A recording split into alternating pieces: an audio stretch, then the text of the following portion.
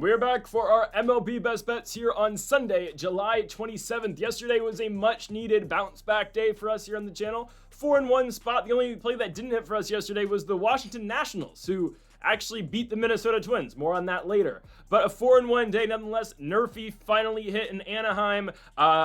Kershaw did not get 5 strikeouts like we expected, and the 2 money lines as well hit with the New York Metropolitans and with the early game as well with the Cincinnati Reds. So a very good day yesterday. Let's look to build on that today again with this Sunday slate of baseball. Before we get into the video, folks, make sure to hit that subscribe button down below for some more daily MLB Best Bets here on the channel. Later today on Greedo Plays MMA, we're going to have our UFC Fight Night Albazi versus Tyra. Full card predictions, that's going to be coming out at noon Pacific on Greedo Plays MMA. Also, we posted our full card recap for UFC Abu Dhabi yesterday with Robert Whitaker and Rainer de Ritter in the main event. And also on Monday, we're going to have our PFL Championship predictions with Thad Jean and Logan Storley in the main event for the Welterweight Championship on Friday for the Professional Fighters League. So make sure to join us for that on Monday on Greedo Plays MMA as well. Go subscribe to Greedo Plays MMA and subscribe to this channel as well. Okay, on to the first of our 5 best bets today for Major League Baseball, kicking things off with our Nerfy. I know it's minus 140, but the rule is for us, minus 145 is our max play, or like the furthest we're going to go with things. Minus 150 if we're really confident, but I've done that once all year. Anyways, minus 145 with the Nerfy today. Diamondbacks, Pirates. This one does kind of write itself, and truthfully, it's rare that we get a Nerfy spot that's playable with Paul Skeens, right? There's 2 pitchers in baseball, really, where if you get a Nerfy close to these odds, you usually take it. It's Paul Skeens and it's Tarek Skubal. And there's another rule I usually go by later in the video. We'll get to that. It's a money line thing. It'll apply. You'll see. Anyways, if we get a Nerfy with Paul Skeens at minus 140, I'm absolutely taking it. Paul Skeens is not giving up a run in the first inning. I would argue Paul Skeens is probably not giving up a run in this entire game. Okay, that's just how elite Paul Skeens has been, and it's insane to me that he is not the favorite right now to win the National League Cy Young. Paul Skeens, in his last 21 innings, he's given up 2 runs. It's unheard of stuff that this guy is doing. His last start against the Detroit Tigers, 6 innings of shutout baseball, 3 hits, and again, 0 runs. I highly doubt he gives up a run in the first inning, and I know what the Diamondbacks can do. I know what they're capable of. I know they have a flashy lineup. I don't know if flashy is the right word, but they have a lineup that they can go out there and put runs on you in a hurry. The thing about Arizona, though, is guys right now, they've scored 1 run in 2 games against the Pittsburgh Pirates. Yesterday, they lose 2-0 to Pittsburgh. Right, it is a dominant pitching effort out of Andrew Heaney and the rest of that Pittsburgh Pirates bullpen. Guys like Genesis Cabrera come through in the victory for Pittsburgh. David Bednar gets the save. Dennis Santana, by the way, Santana and Bednar have both been really good. We'll see if they get moved at the deadline. I feel like they probably have to. But anyways, yeah, the D-backs don't score in 9 innings yesterday. And everybody played. Cattell played, Corbin Carroll played, Lourdes Gurriel played, Eugenio Suarez, who's very soon probably getting moved. They traded Randall Grichuk yesterday. They traded Josh Naylor 2 days ago. Is Lourdes next? I don't know if I was going to trade for Lourdes. I know Eugenio is definitely next, though, right? So it's going to be a fire sale in Arizona, like it probably should be. They're 3 games under 500 at this point. And I don't think they're scoring in the first inning off of literally the best pitcher in baseball. I don't care what you say. You can have Skubal. You can have Zach Wheeler. You can have Garrett Crochet. The best pitcher in the game is still Paul Skeens. And I wanted to go Pirates money line today, but that's not playable. At minus 155, the Pittsburgh Pirates should never be a minus 155 favorite, even with Paul Skeens on the mound, because there's a very good chance they don't score. So that's why the Nerfy for us today is so great, because the Pirates ain't scoring either. Now, Zach Gallen, okay, mixed bag all year long. We thought he was trending in the right direction early in the month of July, had back-to-back really good starts against the San Francisco Giants and the San Diego Padres. Went 7 innings against the Giants, gave up 1 run, earned run, and then against the Padres on the road at Petco, 6 innings of 5-hit and 1-run baseball. Actually, 0 total earned against the Padres. So 2 really good starts against those California teams. He won both of those for the Diamondbacks, and then he proceeded to go play the AL West.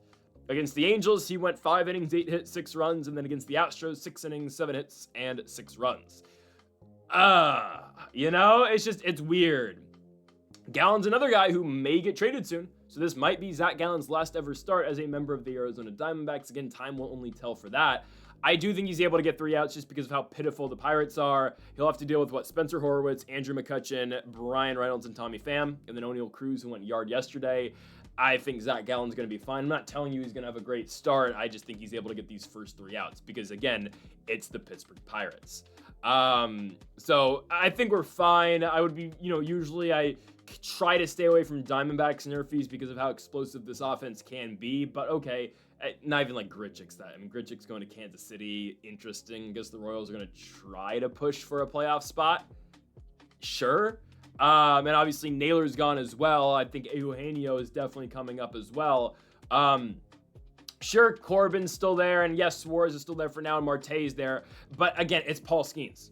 So Skeens should shut them down. And on the flip side, I know Gallen hasn't been at his best. It's still the Pittsburgh Pirates, though, guys. We're going to be fine. Give me the nerfy here in Pittsburgh. I know minus 140 is not the most enticing odds, but trust me, I believe this is a surefire thing to hit. We're going to open up the day with a nerfy at PNC Park in Pittsburgh, Pennsylvania. Zach Gallen, Paul Skeens going to go out there and get us 6 outs, and Paul Skeens is undoubtedly the Cy Young. Zach Wheeler pitches in the Bronx today. We'll see what happens. I don't have anything to say about that game, at least bets-wise. But yeah, give me the nerfy here in Pittsburgh.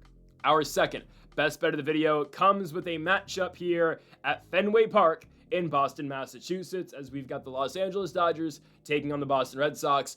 Give me the Dodgers. I'm seeing anywhere from minus 125 to minus 135 right now. I'm recording this video at 2 o'clock in the morning, so actually you're seeing this video in about 3 hours from when I'm recording this. But anyways, I don't know where this is going to be at for the Dodgers. I think this is playable up to minus 135, though, 100%.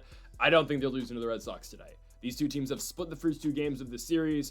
Dodgers win the first one. Red Sox win yesterday in that Kershaw versus Crochet matchup. Like expected, I thought that Boston was probably going to win that one, even though the Dodgers got off to a hot start. Shohei goes yard against Crochet. Teoscar goes yard for the second consecutive game.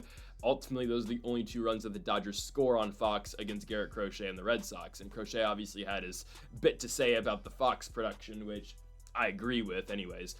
You would have thought that the Dodgers won that game the way they were talking about it. But anyways, I am going with Los Angeles today. I do believe they are the better team in this spot. Okay, and yes, as a whole, the Dodgers are better than the Red Sox. But in this spot, I do believe they're better. Why? Guys, Walker Buehler's pitching. It's the Walker Buehler revenge game, which should be interesting. Guys, this is not a storybook ending or just storybook tale. Walker Buehler is not going to have a good game today against the Dodgers, okay? Buehler has been better. I'll give him credit. The ERA in the month of July is 3.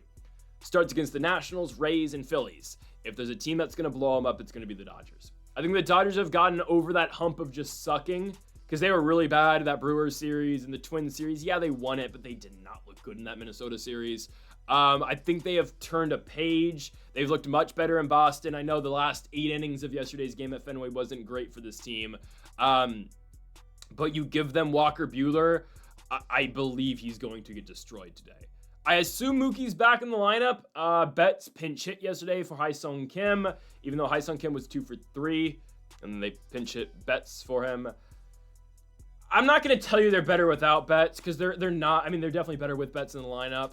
I'm interested to see where Betts' placement is today. I am. I think Hyesung Kim should remain in the lineup.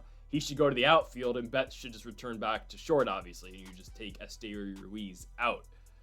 Yes, that means Miguel Rojas should stay on the infield as well. You could play him at third and have Edman at second, or yeah, that's probably how you do that.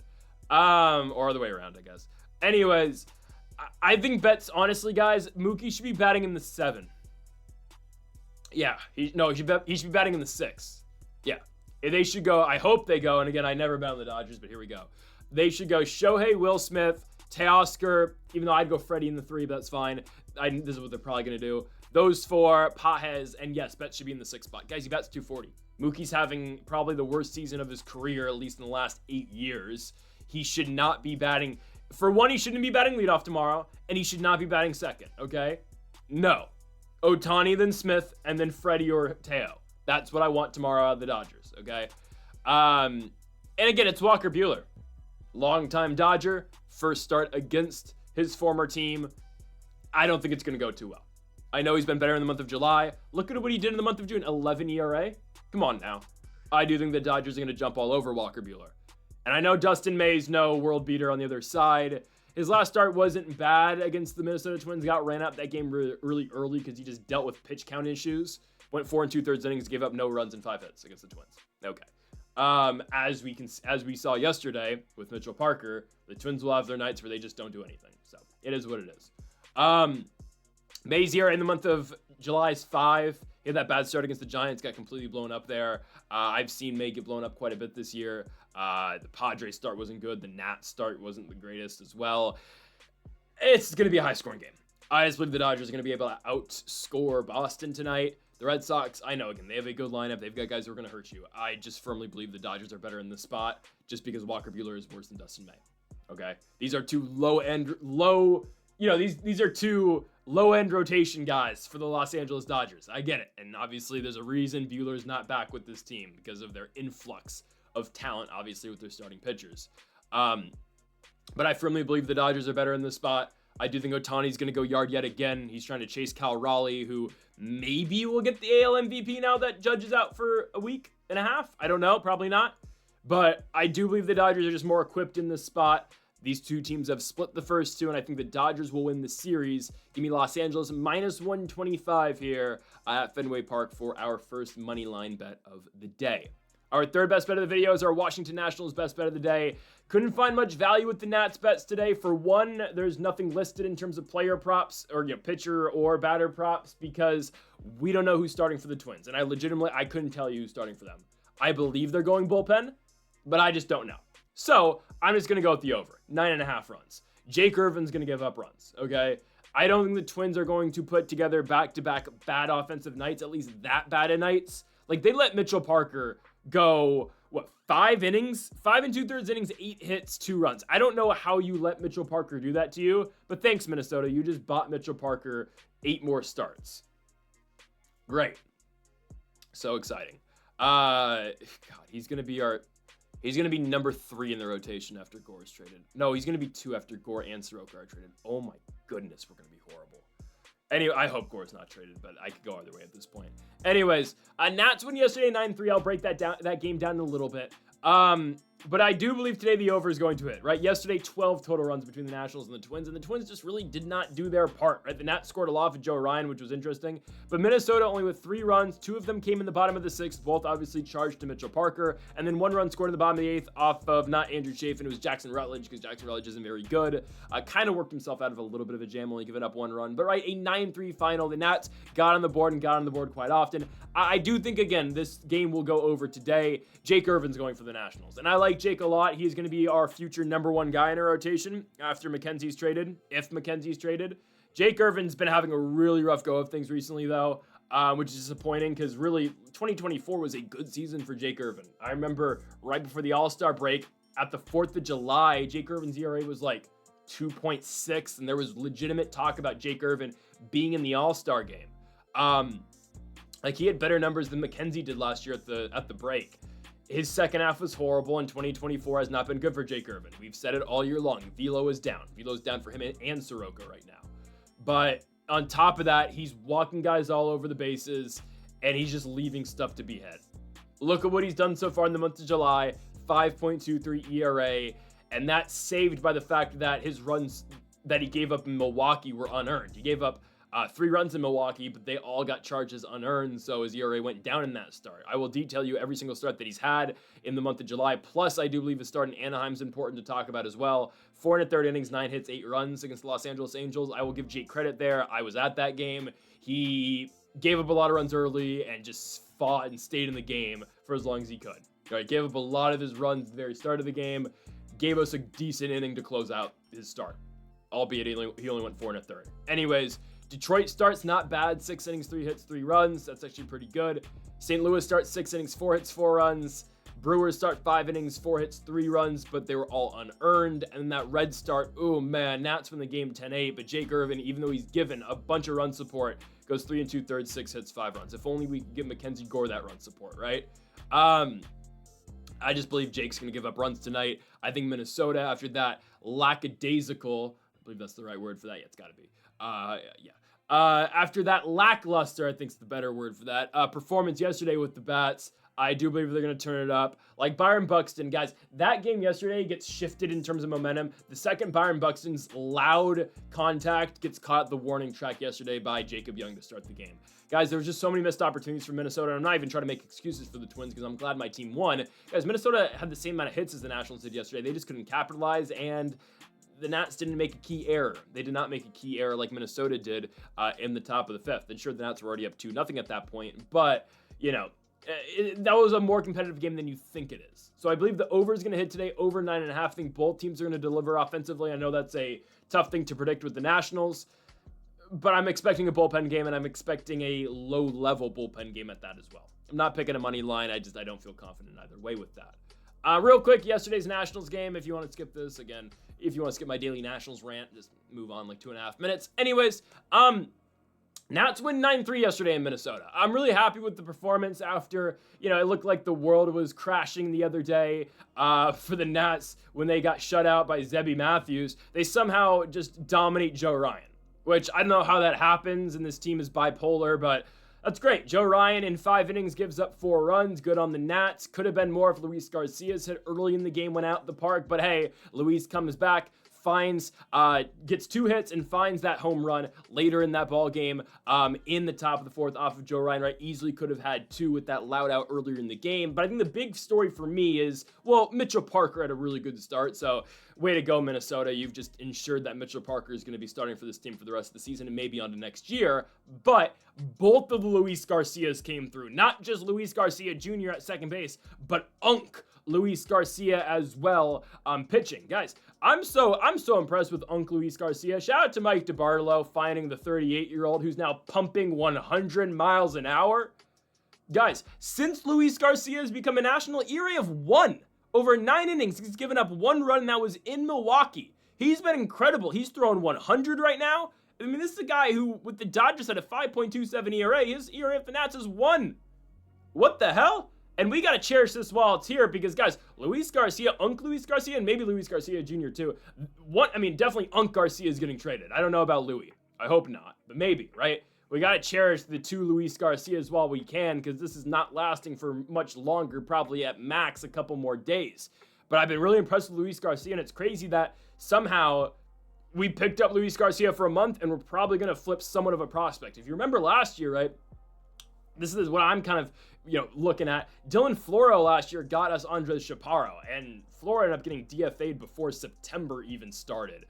I think the same thing might happen here, not Luis Garcia getting DFA'd, but we're going to get somewhat of a prospect out of Luis Garcia. Obviously, with the Ahmed Rosario move yesterday, I think we're going to see something similar, not to that same degree, but we're going to get something out of Luis Garcia, Luis Garcia, and shout out to Louis as well. Louis Jr. hitting the ball very well right now, too. If there is a trade for Luis Garcia, the value's definitely there. I wouldn't trade him personally, but we'll see what the Nationals do. As a whole, though, great victory for the Nats, 9-3, and both of the Luis Garcias come through. Jacob Young's injured, but thankfully that's day-to-day. Shout out to AC. Alex Call coming in when it's needed, hits a big home run, and he goes 2 for 4 in the game as well, in a game that he wasn't even supposed to start. So good win for the Nats. We'll see what they do here on Sunday. Anyways, let's move on to our 4th best bet of the video. It is going to be our best player prop of the day, and here we go. Let's see if we get another benches clearing brawl in St. Louis. The St. Louis Cardinals versus the San Diego Padres here at Busch Stadium, same thing. I don't care about the end result. I'm here for fireworks, and I'm here for fun. Manny Machado, guys. Hey, Manny, this team's been disrespecting you, pal. They're disrespecting you. You've gone over this mark in back-to-back games already in St. Louis, and they're still throwing at you? They're throwing at you, and you're still going out there and covering this line? Let's do it again. Let's do it again. Over 1.5 total bases for Manny Machado. It is the shortest odds out of any San Diego Padres player today to hit this line. Minus 125 for Machado for over 1.5 total bags. This is very doable. Machado going into this series was the hottest hitter for the Padres, and Machado now has cleared this mark in 4 consecutive games, dating back to that Miami Marlins series.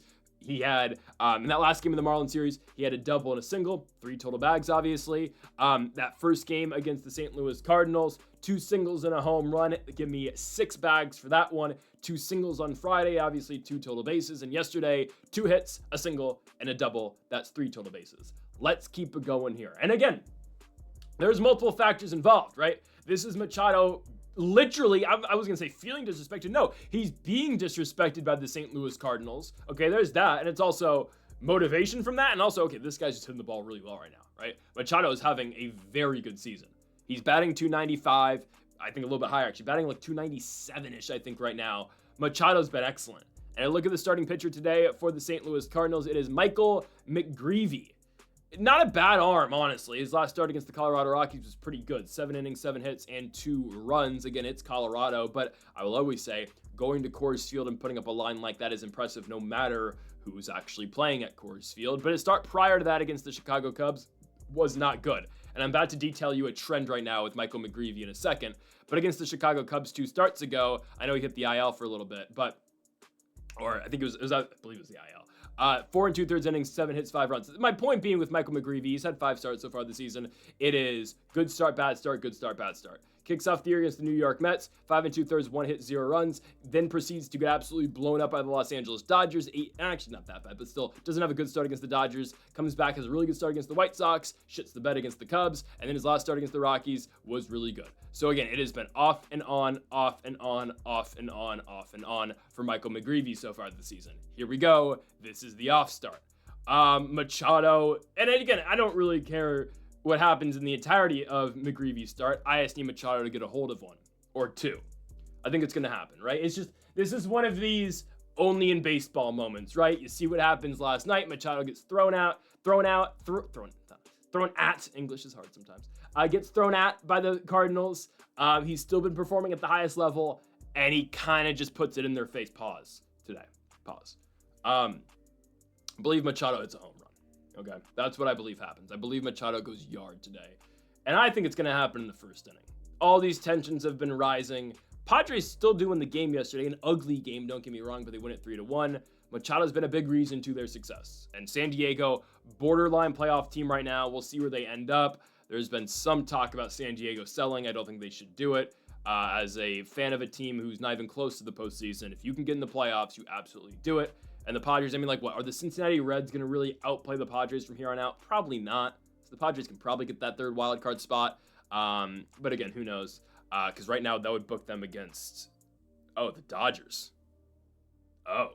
3-game Dodgers-Padres series? Ooh, sign me up.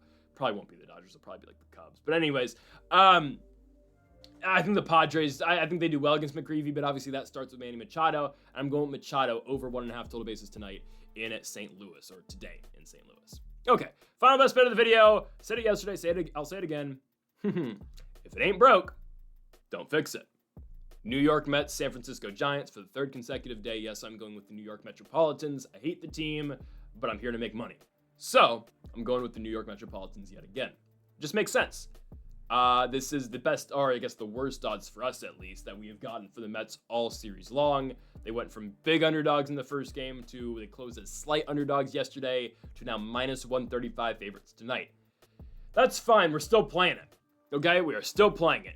This is probably the best I have felt all weekend about the New York Mets beating the San Francisco Giants as well. Why?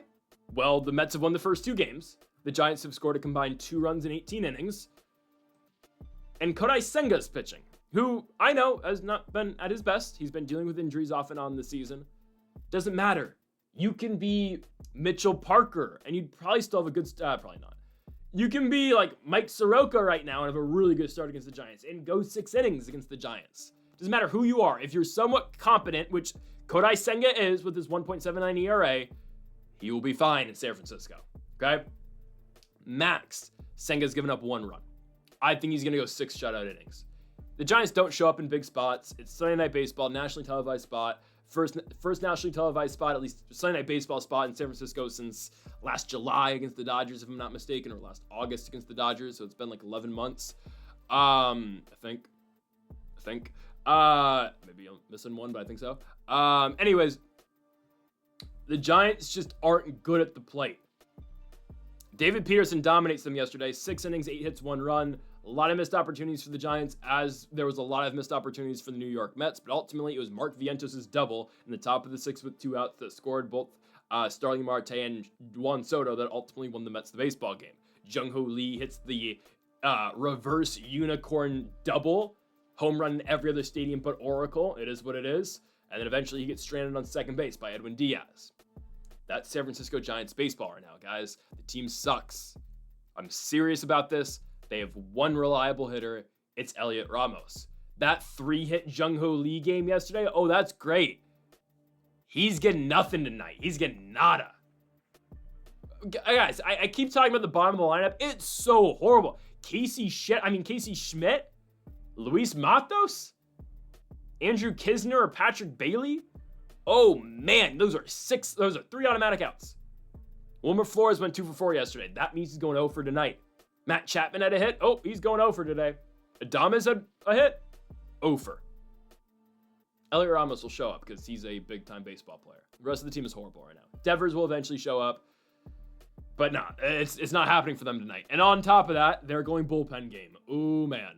It'll be Matt Gage starting tonight, or getting the opening assignment for the San Francisco Giants. In 4 innings pitched so far with the Giants, he's been really good. ERA of nothing. I don't know why did the Tigers get rid of this guy? He went 5 2/3 innings for the Tigers out the bullpen, gave up 0 runs, and they got rid of him? Was this a trade? I'll be honest, I was not locked in on the Matt Gage situation. Did they really just release him? Did they DFA this guy? Or did they trade him? They DFA'd him. Wow. Well, they DFA'd Chafin earlier in the season as well. That's crazy. Oh, he got sent down. He wasn't doing well, I guess? No, they just needed him out. That's crazy. That shows how deep the Tigers bullpen is. Anyways, there's only so long Matt Gage can go in this game, though, guys. He can go 2 good innings. Great. And then, okay, here we go. Here's the rest of the Giants bullpen. Okay, this is what I'm going to say about the Giants bullpen. It's good, but I do think to a sense it's a little overrated because of how great Randy Rodriguez is. Because what Camilo Doval can do at his best. The rest of the bullpen, oh boy. Ryan Walker is nothing special at this point. Tyler Rogers is what it is. Spencer Bivens is just I don't know, man. I'm not liking this Giants bullpen right now, other than Rodriguez, obviously. Maybe Gage does well.